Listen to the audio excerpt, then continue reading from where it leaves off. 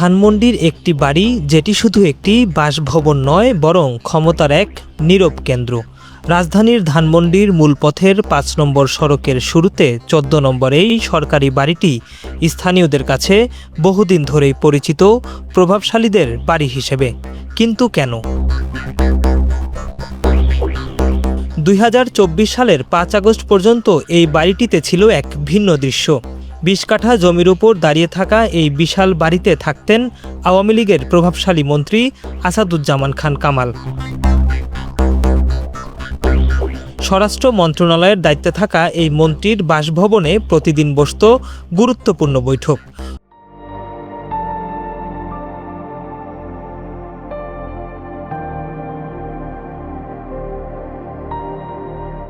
দলের শীর্ষ নেতাকর্মী থেকে শুরু করে প্রশাসনের উচ্চপদস্থ কর্মকর্তারা সবার আনাগোনায় মুখর থাকত পুরো এলাকা। সময় গড়ানোর সাথে সাথে এই বাড়িটি হয়ে ওঠে এক ধরনের অদৃশ্য ক্ষমতার কেন্দ্র। বিশেষ করে ৫ আগস্টের আগে দেশজুড়ে যখন আন্দোলন তীব্র আকার ধারণ করে, তখন প্রতিদিন সন্ধ্যা থেকে গভীর রাত পর্যন্ত চলত আইন শৃঙ্খলা বিষয়ক কোর কমিটির গোপন বৈঠক। বাড়িটির সামনে সারি সারি গাড়ি, যা দেখলেই বোঝা যেত ভেতরে গুরুত্বপূর্ণ কিছু ঘটছে। হঠাৎ করেই বদলে যায় সবকিছু। ২০২৪ সালের ৫ আগস্টের পর এই বাড়িতে ঘটে ব্যাপক ভাঙচুর, চলে লুটপাট। অন্তর্বর্তী সরকারের আমলে বাড়িটি রীতিমতো বিরান ভূমিতে পরিণত হয়। এক পর্যায়ে কোটি টাকা ব্যয়ে সরকারিভাবে পুনরায় সংস্কার করা হয় এই বাংলোটি।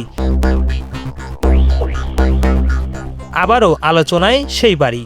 সময়ের পরিক্রমায় এই একই বাংলোতে উঠতে যাচ্ছেন বর্তমান সরকারের আরেক প্রভাবশালী মন্ত্রী শেখ রবিউল আলম। তিনি বর্তমানে সড়ক ও নৌসহ রেলপথ মন্ত্রণালয়ের দায়িত্বে রয়েছেন। মন্ত্রিপরিষদ গঠনের কিছুদিন পরই আবাসন পরিদপ্তর থেকে এই বাড়িটি বরাদ্দ পান তিনি। এরপরেই শুরু হয় নতুন করে সাজানোর কাজ, রং, চুনকাম, আধুনিক সাজসজ্জা। সব মিলিয়ে বাড়িটিকে দেওয়া হচ্ছে এক নতুন রূপ। বর্তমানে সেই কাজ প্রায় শেষের পথে। সবকিছু ঠিক থাকলে খুব শিগগিরই গাছপালায় ঘেরা এই বাংলোতে নতুন অধ্যায় শুরু করবেন নতুন সরকারের মন্ত্রিপরিষদের নতুন মুখ শেখ রবিউল আলম। আবু আবদুল্লাহ রোহিত, বাংলাদেশ প্রতিদিন, ঢাকা।